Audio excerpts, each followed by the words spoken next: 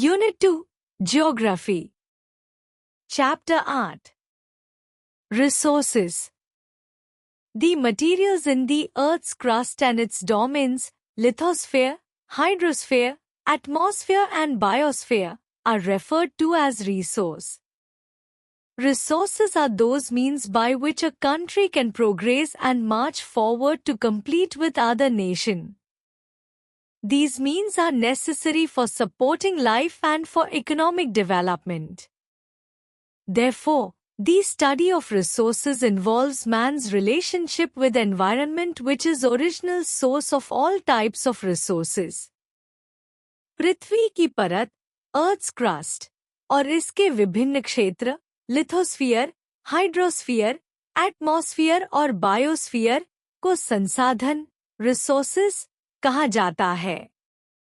संसाधन वे साधन, मीन्स जिनके माध्यम से एक देश प्रगति, प्रोग्रेस कर सकता है और अन्य देशों के साथ प्रतिस्पर्धा, कॉम्पीट कर सकता है।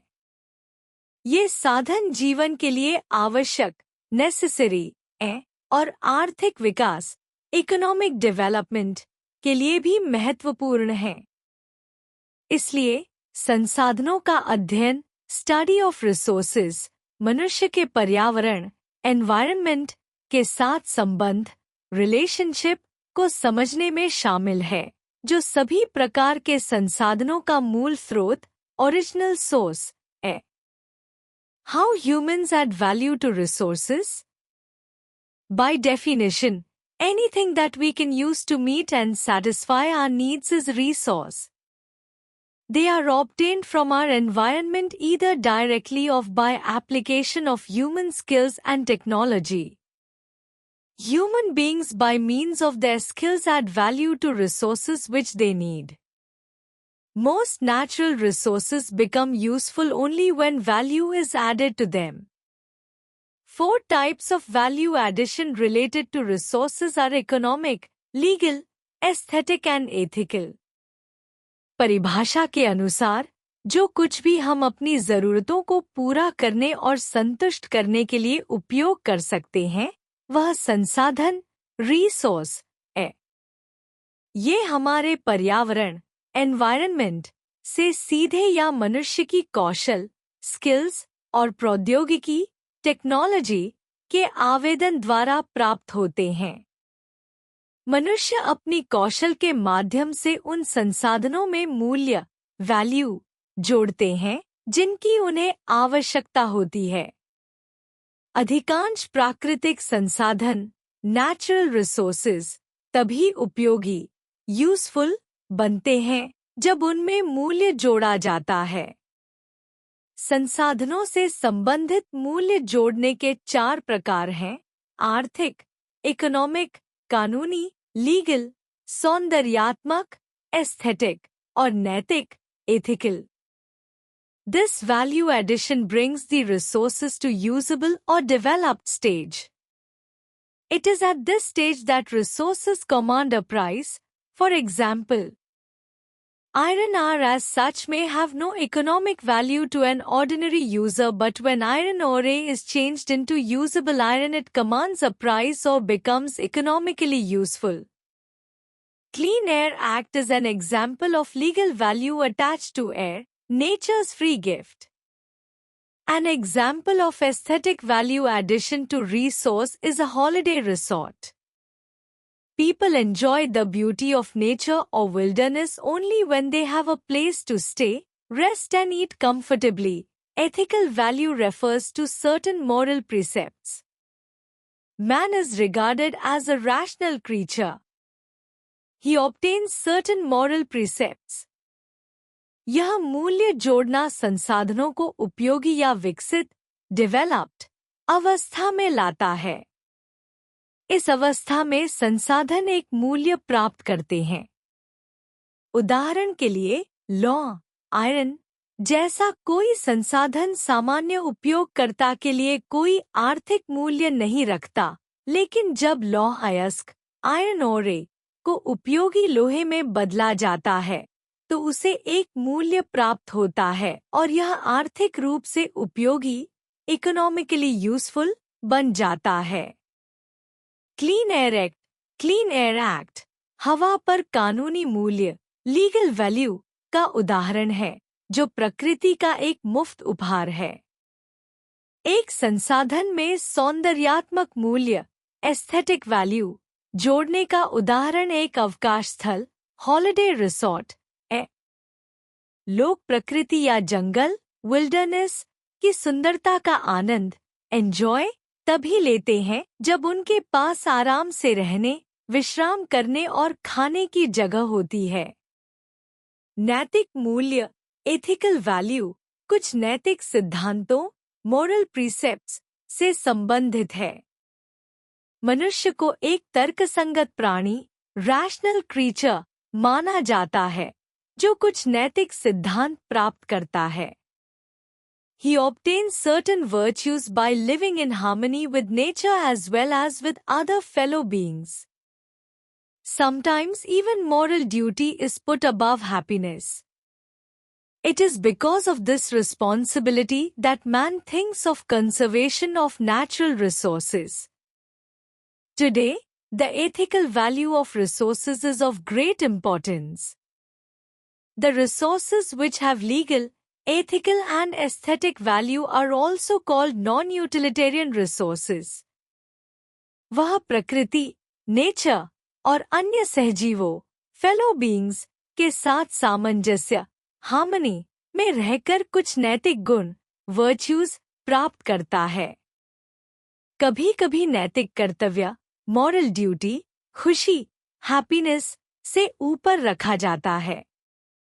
इसी जिम्मेदारी रिस्पॉन्सिबिलिटी के कारण मनुष्य प्राकृतिक संसाधनों नेचुरल रिसोर्सेज के संरक्षण कंजर्वेशन के बारे में सोचता है। आज के समय में संसाधनों का नैतिक मूल्य एथिकल वैल्यू बहुत महत्वपूर्ण ग्रेट इम्पोर्टेंस है। वे संसाधन जिनमें कानूनी लीगल नैतिक एथिकल और सौंदर्यात्मक एस्थेटिक मूल्य होते हैं, उन्हें गैर उपयोगिता संसाधन नॉन यूटिलिटेरियन रिसोर्सेज भी कहा जाता है। Characteristics of resources. Thus, a material can be called resource if it satisfies the following conditions. इस प्रकार एक सामग्री मटेरियल को संसाधन रिसोर्स कहा जा सकता है यदि वह निम्नलिखित शर्तों कंडीशंस को पूरा करती है। It can be transformed into a useful thing. इसे एक उपयोगी चीज यूजफुल थिंग में बदला जा सकता है। 2. It exists in sufficient quantity to be exploited for use. यह पर्याप्त मात्रा sufficient quantity में उपलब्ध है ताकि इसका उपयोग exploited किया जा सके। 3. It has certain properties. इसकी कुछ विशेषताएं properties होती हैं। Man can acquire technology and skills to use material as a resource only if he knows its properties. मनुष्य केवल तभी किसी सामग्री को संसाधन के रूप में उपयोग कर सकता है जब वह उसकी विशेषताओं प्रॉपर्टीज को जानता हो और उसके अनुसार प्रौद्योगिकी और कौशल टेक्नोलॉजी एंड स्किल्स प्राप्त कर सके। Factors affecting the use of resources. The level of economic development and the quality of life depends on an efficient and wise use of resources. Some important factors which affect the development and efficient use of resources are आर्थिक विकास, economic development और जीवन की गुणवत्ता, quality of life का स्तर संसाधनों के कुशल, efficient और समझदारी से उपयोग, वाइज यूज पर निर्भर करता है। कुछ महत्वपूर्ण तत्व जो संसाधनों के विकास और कुशल उपयोग को प्रभावित करते हैं, वे हैं skills and technology. The use and value of resources depends on technology and human skills. कौशल और प्रौद्योगिकी स्किल्स एंड टेक्नोलॉजी संसाधनों का उपयोग और मूल्य प्रौद्योगिकी, टेक्नोलॉजी और मानव कौशल, ह्यूमन स्किल्स पर निर्भर करते हैं। 2. Cost. The costs involved in development, extraction and transportation form the most critical components affecting the use of resources. लागत, कॉस्ट विकास, डेवलपमेंट, निष्कर्षण, एक्सट्रैक्शन और परिवहन, ट्रांसपोर्टेशन में आने वाली लागतें संसाधनों के उपयोग को प्रभावित करने वाले सबसे महत्वपूर्ण तत्व हैं। 3. Transport and communication. Many areas on the earth are still inaccessible. Transport and communication play an important role in covering the areas. For example, Siberia in Russia has resources in plenty, but due to the lack of transport and communication, these resources cannot be exploited. It is only recently that human settlements have came up in some parts of Siberia. परिवहन और संचार, transport and communication पृथ्वी पर कई क्षेत्र, areas, अभी भी पहुंच से बाहर, इनएक्सेसिबल हैं। परिवहन और संचार, ट्रांसपोर्ट एंड कम्युनिकेशन इन क्षेत्रों को कवर करने में महत्वपूर्ण भूमिका निभाते हैं।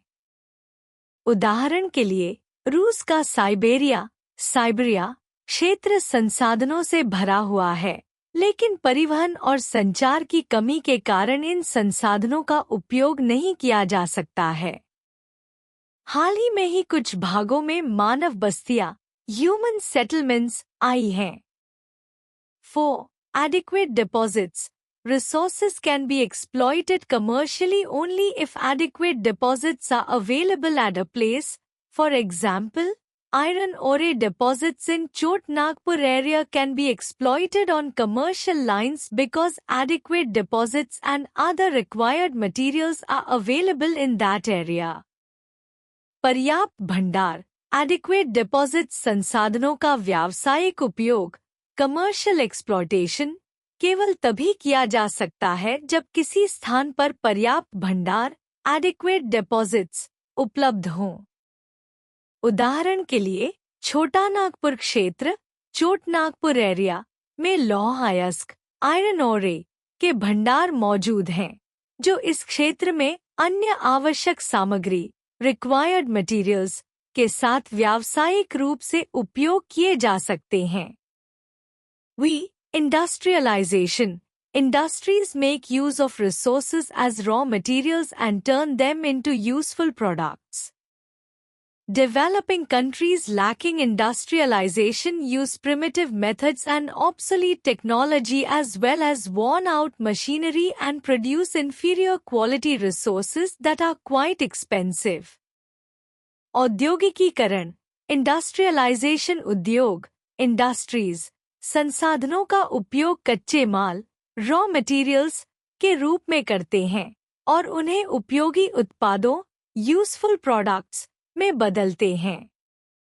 विकासशील देशों, डेवलपिंग कंट्रीज में जहां औद्योगिकीकरण, इंडस्ट्रियलाइजेशन की कमी है, वहां प्राचीन तरीके, प्रिमिटिव मेथड्स, पुराने तकनीक, ऑब्सोलीट टेक्नोलॉजी और घिसे-पिटे उपकरण, वर्न-आउट मशीनरी का इस्तेमाल होता है, जिससे संसाधनों का उत्पादन, रिसोर्सेज प्रोडक्शन, महंगा, एक्सपेंसिव और निम्न गुणवत्ता का, inferior quality होता है।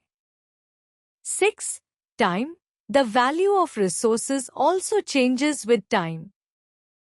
If it does not change, it may make a resource redundant.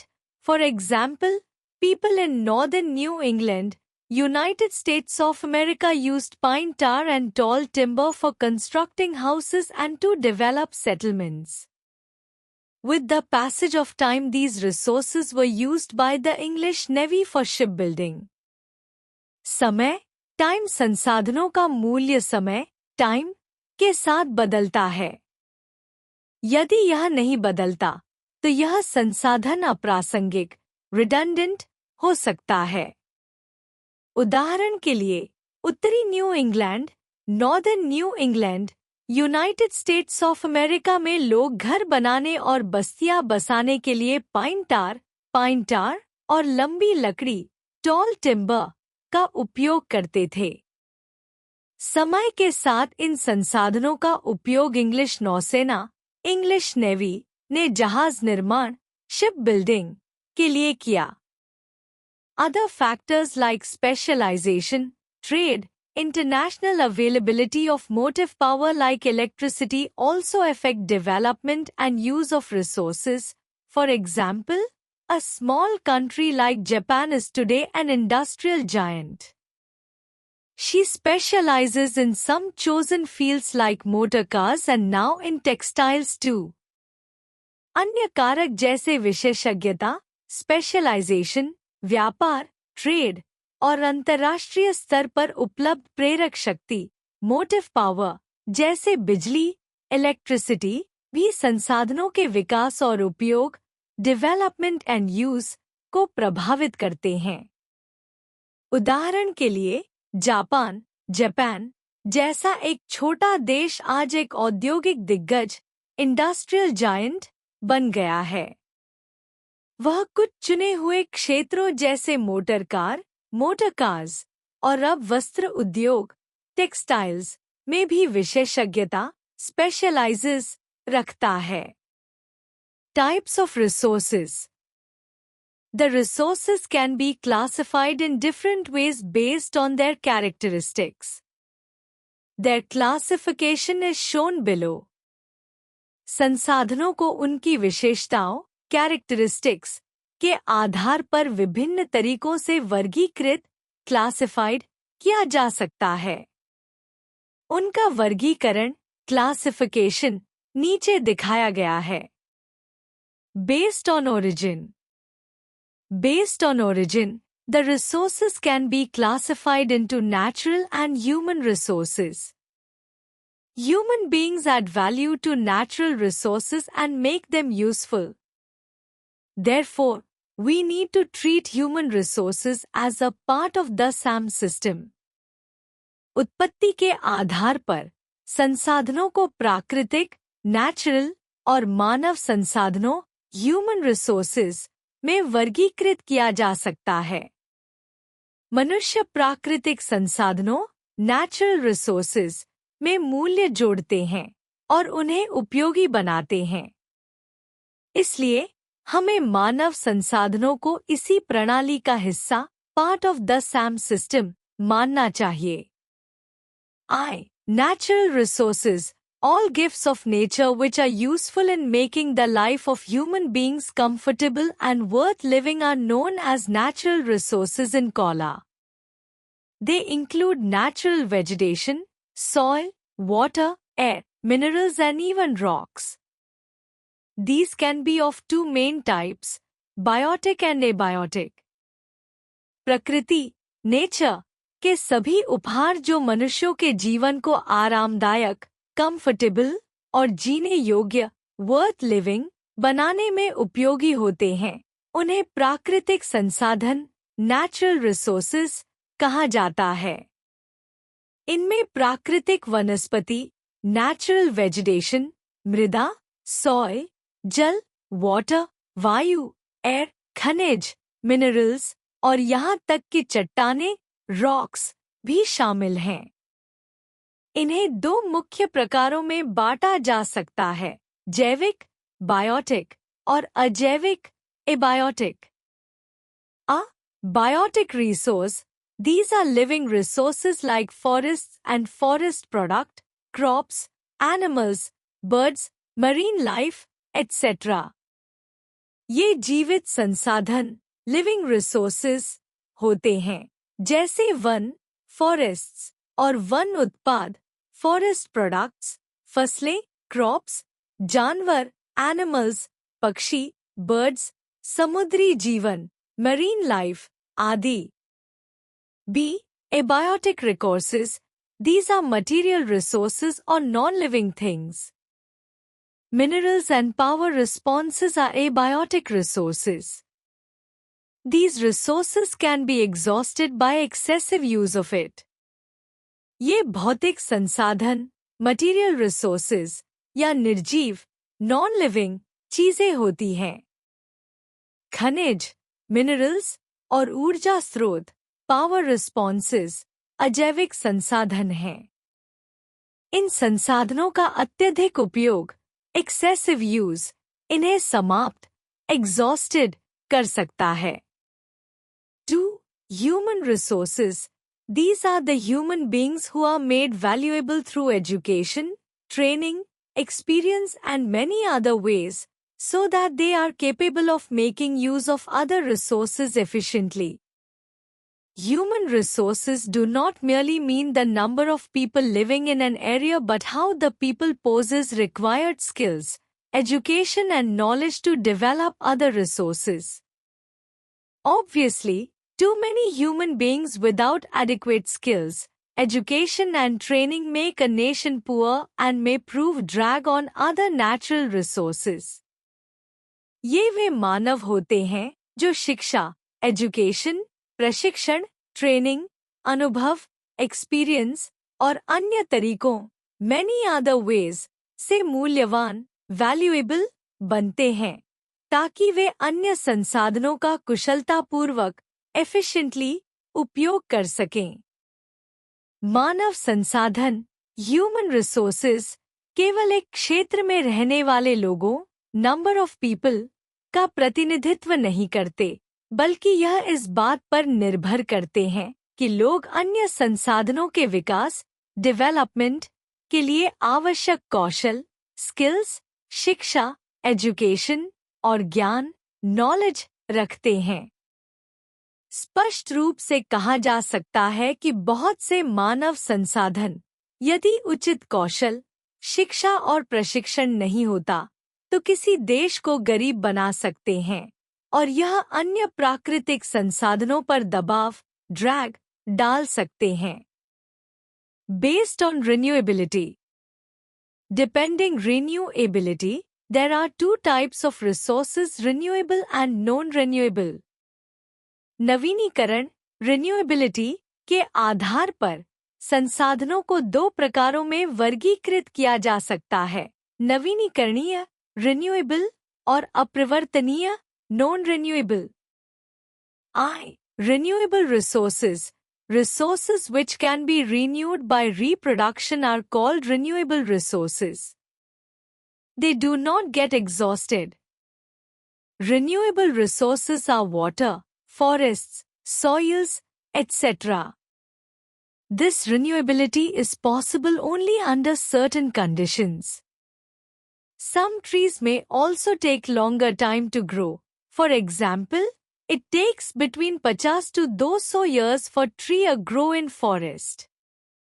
Availability for fresh and pure water in a river may be obtained under certain conditions of environment.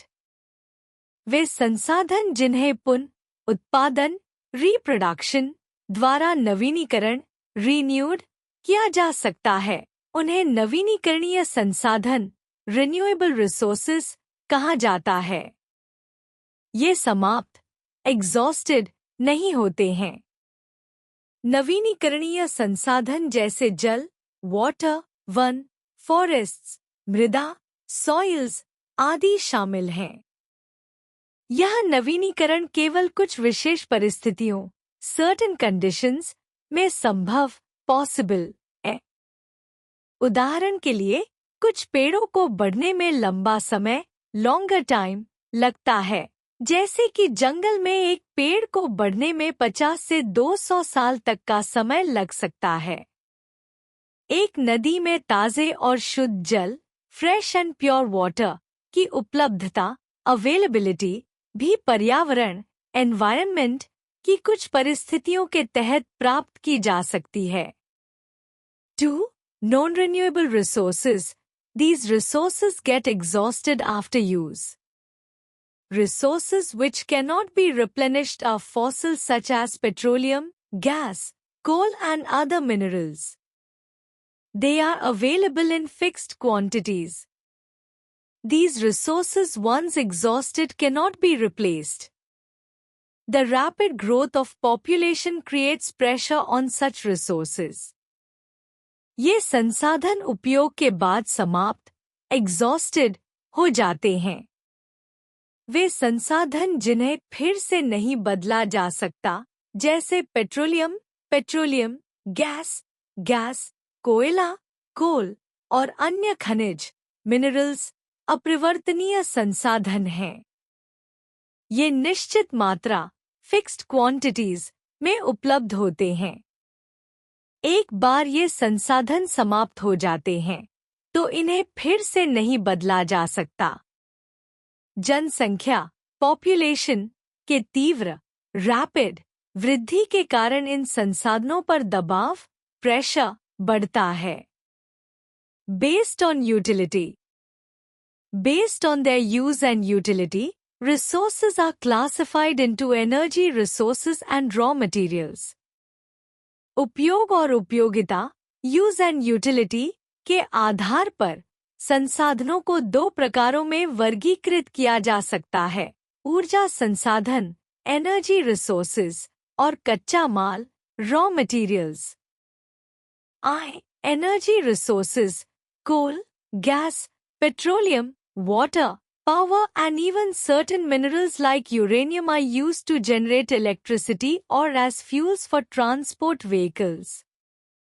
कोयला, coal, gas, petroleum, जल, water, शक्ति, power और यहाँ तक कि कुछ खनिज minerals जैसे यूरेनियम का उपयोग बिजली उत्पन्न जनरेट इलेक्ट्रिसिटी करने या परिवहन वाहनों ट्रांसपोर्ट व्हीकल्स के ईंधन फ्यूल्स के रूप में किया जाता है।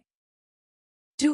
Raw material minerals vegetation agricultural products animals etc. form raw materials for production of goods. Even coal, gas, petroleum which are mainly used as energy resources may also be used as raw materials for production of chemicals, fertilizers, etc. खनिज, minerals, वनस्पति, vegetation, कृषि उत्पाद, agricultural products, जानवर, animals, आदि वस्तुओं, goods के उत्पादन, production के लिए कच्चे माल, raw materials का रूप लेते हैं। यहाँ तक कि कोयला, गैस, पेट्रोलियम जो मुख्य रूप से ऊर्जा संसाधन, एनर्जी रिसोर्सेज के रूप में उपयोग होते हैं, उन्हें रासायनिक, केमिकल्स, उर्वरक, फर्टिलाइजर्स आदि के उत्पादन के लिए भी कच्चे माल, रॉ मटेरियल्स के रूप में इस्तेमाल किया जा सकता है। Based on ownership On the basis of ownership, resources can be classified into 4 types. स्वामित्व, ownership के आधार पर संसाधनों को 4 प्रकारों में वर्गीकृत, classified किया जा सकता है। Individual, व्यक्तिगत। 2. Community owned, सामुदायिक स्वामित्व। 3. National, राष्ट्रीय। 4. इंटरनेशनल, अंतर्राष्ट्रीय। Individual resources. These resources are owned by individuals or groups. For example, land owned by an individual, a family or groups of people employed in companies. 2. Community-owned resources. Adivasis do not believe in private ownership of land, forests and water bodies. They consider these resources as owned by the community. Some other examples of these types of resources are public land, parks, playgrounds and panchayat ghars in urban and rural areas. These resources are accessible to people living in the area and even to outsiders. वे इन संसाधनों को सामुदायिक स्वामित्व community owned के रूप में मानते हैं। इस प्रकार के संसाधनों के अन्य उदाहरण हैं सार्वजनिक भूमि, पब्लिक लैंड, पार्क्स, खेल मैदान, प्लेग्राउंड्स और पंचायत घर्स शहरी और ग्रामीण क्षेत्रों में। ये संसाधन क्षेत्र में रहने वाले लोगों और यहाँ तक कि बाहरी लोगों, आउटसाइडर्स के लिए भी सुलभ, एक्सेसिबल होते हैं। 3. National resources. These resources are owned by the government. In the past, all land, water and other natural resources were considered to be owned by the king, emperor or the ruler. Even today, the government owns such resources of public utility like rivers, railways, irrigation canals, roads and buildings. ये संसाधन सरकार, government के स्वामित्व में होते हैं। अतीत में सभी भूमि, लैंड, जल, वाटर और अन्य प्राकृतिक संसाधनों, नेचुरल रिसोर्सेज को राजा, सम्राट, एम्परर या शासक, रूलर के द्वारा स्वामित्व, ओन्ड में माना जाता था।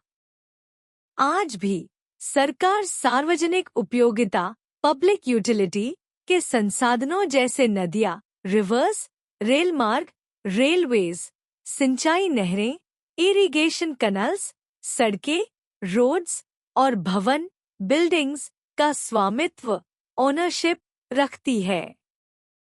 4. International resources. These resources are owned by international institutions like the United Nations or other regional international organizations. Beyond the territorial waters, oceans are often treated as open. These oceanic resources beyond those 100 km of exclusive economic zone belong to many nations. For example, India can extract petroleum from the bed of Indian Ocean within the economic zone. Beyond this zone, it will have to seek the approval of international community to initiate such ventures as well as utilize the resources of the open ocean. ये संसाधन अंतर्राष्ट्रीय संस्थाओं, international institutions जैसे संयुक्त राष्ट्र, United Nations या अन्य क्षेत्रीय अंतर्राष्ट्रीय संगठनों, रीजनल इंटरनेशनल ऑर्गेनाइजेशंस के स्वामित्व में होते हैं। क्षेत्रीय जल, टेरिटोरियल वाटर्स के बाहर महासागर, ओशंस को अक्सर खुला, ओपन माना जाता है।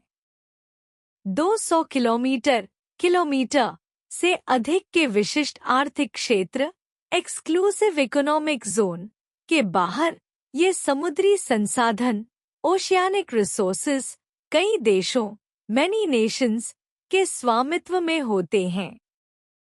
उदाहरण के लिए भारत, इंडिया, भारतीय महासागर, इंडियन ओशन के आर्थिक क्षेत्र के भीतर पेट्रोलियम का निष्कर्षण, एक्सट्रैक्शन कर सकता है।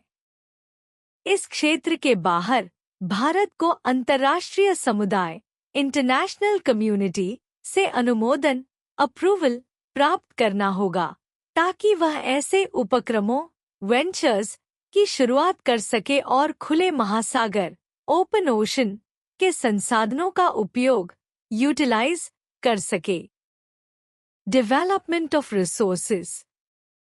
The development of resources proceeds in stages. Even when the location of resources is identified, exploitation does not start and end all of a sudden. Some important stages in the development of resources are संसाधनों का विकास, development of resources, चरणों, stages में होता है। यहाँ तक कि जब संसाधनों, रिसोर्सेज का स्थान, लोकेशन पहचान लिया जाता है, तब भी उनका दोहन, एक्सप्लॉयटेशन अचानक शुरू और समाप्त नहीं होता। संसाधनों के विकास के कुछ महत्वपूर्ण चरण, स्टेजेस निम्नलिखित हैं। I. Potential resources. It is total quantity of a particular mineral or resources existing in nature. Such quantities are determined by surveys. यह किसी विशेष खनिज, मिनरल या संसाधन, रिसोर्स की कुल मात्रा, टोटल क्वांटिटी है जो प्रकृति, नेचर में मौजूद है। ऐसी मात्राएं सर्वेक्षणों सर्वेज द्वारा निर्धारित की जाती हैं। 2. Actual resources. These resources are those that have been surveyed and their reserves properly determined for actual use. ये संसाधन वे होते हैं जिन्हें सर्वेक्षण सर्वेड किया गया है और जिनके भंडार रिजर्व्स को सही तरीके से निर्धारित प्रॉपर्ली डिटरमाइंड किया गया है ताकि उन्हें वास्तविक उपयोग एक्चुअल यूज के लिए तैयार किया जा सके। 3. Reserve. It is that portion of potential resources which can be exploited and developed economically in stages. It is possible to convert resource into a reserve using technology. Reserves are like actual deposits from which withdrawals can be made. यह संभावित संसाधनों potential resources का वह भाग portion होता है जिसे चरणों stages में आर्थिक रूप से economically निष्कर्षित exploited और विकसित developed किया जा सकता है। तकनीक टेक्नोलॉजी का उपयोग करके किसी संसाधन रिसोर्स को आरक्षित संसाधन रिजर्व में बदला जा सकता है। आरक्षित संसाधन उन वास्तविक डिपॉजिट्स जैसे होते हैं जिनसे निकासी विड्रॉल्स की जा सकती है। The development of these resources proceeds in 3 stages. इन संसाधनों का विकास 3 चरणों में होता है। A. Survey. It is used in finding the location of resources. It is followed by exploration. इसका उपयोग संसाधनों resources के स्थान लोकेशन को खोजने के लिए किया जाता है। इसके बाद अन्वेषण exploration किया जाता है। B. Mining. The method of extraction of mineral resources from under the ground is called mining. खनिज संसाधनों mineral resources को पृथ्वी अर्थ के नीचे से निकालने extraction की विधि method को खनन mining कहा जाता है। C. Ore. Minerals or their combinations are found in beds or seams, which are called ores. We obtain metals and non-metals from ores. खनिज या उनके संयोजन combinations को परतों बेड्स या सुरंगों सीम्स में पाया जाता है जिन्हें खनिज ores कहा जाता है। हम खनिजों से धातुएं मेटल्स और गैर धातुएं non-metals प्राप्त करते हैं। Factors contributing the development of resources. We have already studied about the factors affecting the use of resources. They contribute to higher economic growth by raising efficiency and enhancing the productivity. Factors that contribute to higher productivity and economic growth are as follows. हम पहले ही संसाधनों के उपयोग use of resources को प्रभावित करने वाले तत्वों फैक्टर्स के बारे में अध्ययन कर चुके हैं। ये तत्व दक्षता एफिशिएंसी बढ़ाकर और उत्पादकता प्रोडक्टिविटी को बढ़ाकर उच्च आर्थिक विकास हायर इकोनॉमिक ग्रोथ में योगदान करते हैं। वे तत्व जो उच्च उत्पादकता और आर्थिक विकास में योगदान करते हैं वे निम्नलिखित हैं। Human resources. Human resources are the most important ingredients. The development and conservation of resources. It is only through training, knowledge, productivity, better health, education, higher expectation of life at birth and human skills that we can make better use of other resources. मानव संसाधन human resources सबसे महत्वपूर्ण तत्व ingredients है। संसाधनों का विकास development और संरक्षण conservation मानव संसाधनों पर निर्भर करता है। यह केवल प्रशिक्षण ट्रेनिंग ज्ञान नॉलेज उत्पादकता, प्रोडक्टिविटी, बेहतर स्वास्थ्य, बेटर हेल्थ, शिक्षा, एजुकेशन, जन्म पर जीवन की उच्च अपेक्षाएं, higher expectation of life at birth और मानव कौशल, ह्यूमन स्किल्स के माध्यम से ही संभव है कि हम अन्य संसाधनों का बेहतर उपयोग, बेटर यूज कर सकें। Technology, meaning the best way to do or make things, is an important contributor to enhance productivity. प्रौद्योगिकी का अर्थ है चीजों को करने या बनाने का सबसे अच्छा तरीका, और यह उत्पादकता, प्रोडक्टिविटी बढ़ाने में एक महत्वपूर्ण योगदान करता, इम्पॉर्टेंट कॉन्ट्रीब्यूटर है। Self governing institution, especially democratic institutions like the Panchayati Raj institutions, encourage workers at grassroots level to raise productivity. विशेष रूप से लोकतांत्रिक संस्थाएं, डेमोक्रेटिक इंस्टीट्यूशंस जैसे पंचायत राज संस्थाएं, पंचायती राज इंस्टीट्यूशंस, जो कर्मचारियों, वर्कर्स को निचले स्तर, ग्रासरूट्स लेवल पर उत्पादकता, प्रोडक्टिविटी बढ़ाने के लिए प्रेरित, एनकरेज करती हैं। Stability and peace, workers feel free to move around in a peaceful environment. In absence of fear and uncertainty, the workers are more focused on raiding the production. कार्यकर्ता, workers, शांति, peaceful वातावरण में स्वतंत्र, free महसूस करते हैं। डर, fear और अनिश्चितता, अनसर्टेनिटी की अनुपस्थिति में कार्यकर्ता उत्पादन, प्रोडक्शन बढ़ाने पर अधिक ध्यान केंद्रित, फोकस्ड होते हैं। Free market economy, in recent years India has gradually thrown market to international competition. It exposes the farmers and workers to higher standards of work and raiding their productivity. हाल के वर्षों में भारत ने धीरे धीरे बाजार, मार्केट को अंतर्राष्ट्रीय प्रतिस्पर्धा, इंटरनेशनल कंपटीशन के लिए खोल दिया है।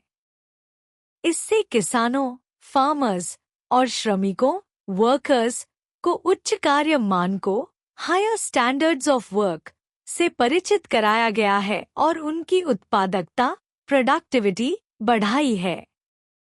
Conservation, Conservation does not prohibit human beings from making use of resources.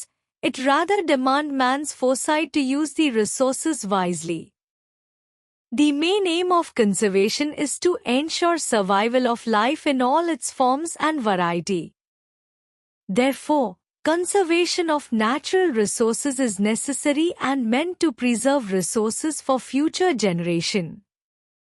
As there exists close relationships between plants and animals and the environment in which they live, the concern for the health of the environment is also a goal of conservation. संरक्षण, conservation, मनुष्यों को संसाधनों, resources का उपयोग करने से रोकता नहीं है, बल्कि यह मनुष्य से मांग करता है कि वह संसाधनों का विवेकपूर्ण, wise उपयोग करें। संरक्षण का मुख्य उद्देश्य, मेन एम, जीवन के सभी रूपों, फॉर्म्स और विविधता, वैरायटी के अस्तित्व, सर्वाइवल को सुनिश्चित, एंश्योर करना है।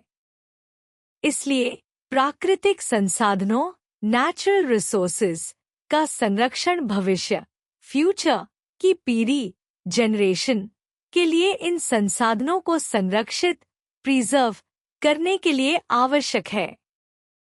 चूंकि पौधों, प्लांट्स और जानवरों, एनिमल्स के बीच और वे जिन पर्यावरण, एनवायरनमेंट में रहते हैं, उनके बीच करीबी संबंध, क्लोज रिलेशनशिप्स होते हैं, इसलिए पर्यावरण, एनवायरनमेंट की सेहत, हेल्थ के प्रति चिंता, कंसर्न भी संरक्षण का एक लक्ष्य, गोल है। Several measures have been taken for the conservation of biotic and abiotic resources. These include enactment of rules and regulations, involvement of non-governmental organizations, creation of specially protected areas like biosphere reserves, national parks and wildlife sanctuaries about which we shall learn later.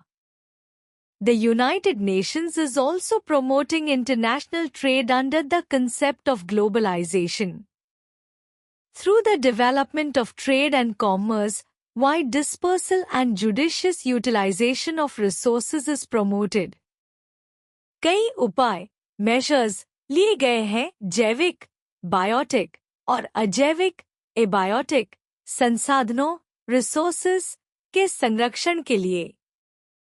इनमें नियमों और विनियमों rules and regulations का निर्माण, enactment, गैर सरकारी संगठनों non governmental organisations की भागीदारी, इन्वॉल्वमेंट, विशेष रूप से संरक्षित क्षेत्रों प्रोटेक्टेड एरियाज का निर्माण जैसे जैव मंडल आरक्षित, बायोस्फीयर रिजर्व्स, राष्ट्रीय उद्यान, नेशनल पार्क्स और वन्यजीव अभयारण्यों वाइल्ड लाइफ सैंक्चुरीज का निर्माण शामिल है, जिनके बारे में हम बाद में सीखेंगे। संयुक्त राष्ट्र यूनाइटेड नेशंस भी वैश्वीकरण ग्लोबलाइजेशन की अवधारणा कॉन्सेप्ट के तहत अंतर्राष्ट्रीय व्यापार इंटरनेशनल ट्रेड को बढ़ावा प्रमोट कर रहा है। व्यापार और वाणिज्य ट्रेड एंड कॉमर्स के विकास डेवलपमेंट के माध्यम से संसाधनों का व्यापक प्रसार, वाइड डिस्पर्सल और विवेकपूर्ण उपयोग जुडिशियस यूटिलाइजेशन को बढ़ावा दिया जा रहा है। Sustainable development and the role of the United Nations. United Nations is today concerned with many global issues on conservation.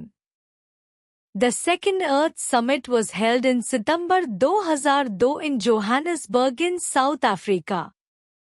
Appropriately titled World Summit on Sustainable Development, WSSD, it focused on economic development for regeneration of resources. संयुक्त राष्ट्र United Nations आज संरक्षण conservation से जुड़े कई वैश्विक global मुद्दों issues पर चिंता कंसर्न व्यक्त कर रहा है। दूसरा पृथ्वी सम्मेलन सेकेंड अर्थ समिट सितंबर 2002 में जोहान्सबर्ग दक्षिण अफ्रीका जोहान्सबर्ग साउथ अफ्रीका में आयोजित किया गया था। इसे उपयुक्त रूप से विश्व सतत विकास सम्मेलन world summit on sustainable development WSSD कहा गया, जिसका मुख्य फोकस संसाधनों के पुनर्नवीनीकरण रिजनरेशन ऑफ रिसोर्सेज के लिए आर्थिक विकास इकोनॉमिक डेवलपमेंट था। The United Nations sponsored the first Earth Summit in 1992 at Rio de Janeiro in Brazil. Its theme was Environment and Development. The conference turned out to be the largest congregation of world leaders in history. It resulted in some binding treaties to reduce pollution in order to prevent global warming. The concept of sustainable development was evolved and given shape at this conference. It was described as a type of economic development which could ensure growth not only under present conditions but future as well. The main principles of sustainable development are संयुक्त राष्ट्र ने 1992 में Brazil के Rio de Janeiro में पहला पृथ्वी सम्मेलन first अर्थ summit आयोजित किया था। इसका थीम था पर्यावरण और विकास एनवायरनमेंट एंड डेवलपमेंट। यह सम्मेलन कॉन्फ्रेंस इतिहास में विश्व नेताओं वर्ल्ड लीडर्स का सबसे बड़ा जमावड़ा लार्जेस्ट कॉन्ग्रेगेशन था। इसके परिणामस्वरूप कुछ बाध्यकारी बाइंडिंग संधियां ट्रीटीज बनी, जिनका उद्देश्य प्रदूषण पोल्यूशन को कम करना और वैश्विक तापमान वृद्धि ग्लोबल वार्मिंग को रोकना था। सतत विकास सस्टेनेबल डेवलपमेंट की अवधारणा, कंसेप्ट, इस सम्मेलन में विकसित, इवॉल्व्ड हुई और उसे आकार, शेप दिया गया। इसे एक प्रकार के आर्थिक विकास, इकोनॉमिक डेवलपमेंट के रूप में परिभाषित किया गया, जो केवल वर्तमान परिस्थितियों, प्रेजेंट कंडीशंस में ही नहीं, बल्कि भविष्य, फ्यूचर में भी वृद्धि, ग्रोथ सुनिश्चित कर सके। सतत विकास के मुख्य सिद्धांत, प्रिंसिपल्स निम्नलिखित हैं। Respect and care for all forms of life to achieve dynamic equilibrium. जीवन के सभी रूपों का सम्मान और देखभाल करना ताकि एक गतिशील संतुलन, डायनामिक इक्विलिब्रियम प्राप्त किया जा सके। Improve and raise the quality of human life to remove present imbalances. मानव जीवन की गुणवत्ता को सुधारना और बढ़ाना ताकि वर्तमान असंतुलनों, imbalances को दूर किया जा सके। Natural ecosystems have enormous ability to withstand shocks and it is important to conserve the Earth's vitality and diversity. प्राकृतिक पारिस्थितिकी तंत्र, natural ecosystems में इतनी विशाल क्षमता, enormous ability होती है कि वे आघात, शॉक्स को सहन कर सकें, और यह महत्वपूर्ण है कि पृथ्वी की जीवंतता, वाइटैलिटी और जैव विविधता, डाइवर्सिटी का संरक्षण, कंसर्व किया जाए। It is essential to minimize the depletion of natural resources to avoid possibility of a catastrophe. प्राकृतिक संसाधनों, natural resources के अपक्षय, डिप्लीशन को कम करना आवश्यक, essential है ताकि किसी आपदा, कैटास्ट्रोफी की संभावना को टाला जा सके। Such attitudes and practices towards environment should be changed as they are detrimental to environment as well as our health and vitality. पर्यावरण, environment के प्रति इस प्रकार के दृष्टिकोण, attitudes और व्यवहार, practices को बदलना चाहिए क्योंकि ये हमारे पर्यावरण, एनवायरनमेंट के साथ साथ हमारे स्वास्थ्य, हेल्थ और जीवंतता, वाइटैलिटी के लिए हानिकारक, डेट्रिमेंटल है। Local communities must be enabled to play participatory roles and take care of their own environment. स्थानीय समुदायों, local communities को भागीदारी, participatory भूमिकाएं निभाने, play roles और अपने पर्यावरण, एनवायरनमेंट की देखभाल, टेक केयर करने के लिए सक्षम, enabled किया जाना चाहिए। All these suggestions for effective planning of resources ensure sustainable development. They also help to avoid or control some disasters like famine, diseases and war.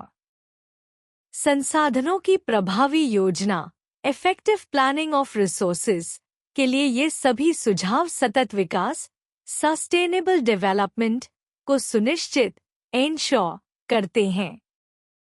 वे अकाल, famine, रोग, डिजीजेस और युद्ध, वॉर जैसे कुछ आपदाओं, डिजास्टर्स से बचने, अवॉइड या उन्हें नियंत्रित, कंट्रोल करने में भी मदद करते हैं।